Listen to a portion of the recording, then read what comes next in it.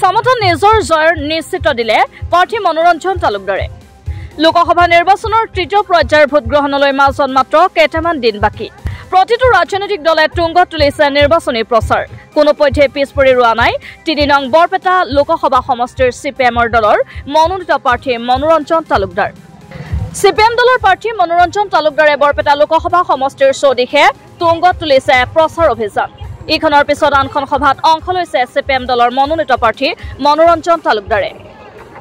দলটোৰ নলবাৰী আৰু বৰপেটা নেতাসকলৰ পূৰ্ণ সহযোগত দিনে নিশাই প্ৰচাৰ অভিযানত ব্যস্ত হৈ পৰিছে মনোৰঞ্জন তালুকদাৰ। কালি মুকালমত প্ৰচাৰ অভিযান চলোৱাৰ পিছত আজি নলবাৰীৰ বিভিন্ন প্ৰান্তত তেওঁ চলালে প্ৰচাৰ অভিযান। বিয়লৰ ভাগত নলবাৰীৰ চামতাত বহু সংখ্যক লোকৰ উপস্থিতিত প্ৰচাৰ অভিযান চলাই মনোৰঞ্জন তালুকদাৰে ক'লে ফণীভূষণ চৌধুৰী হাৰিব, মই জিকিম। তেওঁ জয়লাভ কৰাটো নিশ্চিত বুলি উল্লেখ কৰি শাসকীয় দল আৰু দলটোৰ প্ৰাৰ্থীগৰাকীক তীব্ৰ সমালোচনা কৰে। মাৰাথন প্ৰচাৰ চলাই আছো। মই মিটিং কৰি পেলাই এটা মই আহিছো।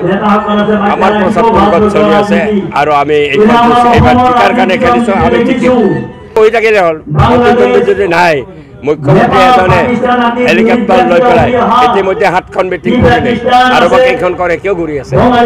যদি প্ৰতিদ্বন্দ্বী নাই তেতিয়াহ'লে তেওঁলোকে বহি থাকক, এনেই থাকিব। কিন্তু কথা সেইটো নহয়, তেওঁলোকে হাৰে হাৰে গম পাই গৈছে এইবাৰ বৰপেটা লোকসভাত মিত্ৰজনৰ প্ৰাৰ্থী অগপৰ ফণীভূষণ চৌধুৰী হাৰিব, নিশ্চিত হাৰিব। মই হিমন্ত বিশ্ব শৰ্মাৰ দৰে উদ্ধতভাৱে ইমানত জিকিম মই নকওঁ। আমি জিকাৰ কাৰণে খেলিছো, জিকিম। এই কাৰণেতো ভাৰতীয় জনতা পাৰ্টি জনসাধাৰণৰ পৰা বিতাড়িত হৈছে। কাৰণ ঔষধৰে দাম বাঢ়িছে, সেইটোতো নহয়।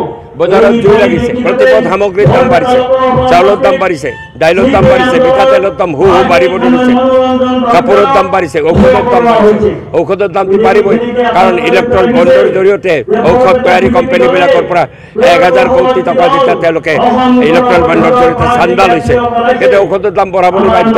সেইকাৰণে 1 এপ্ৰিলৰ পৰা 8 ঔষধৰ দাম বঢ়াই দিছে।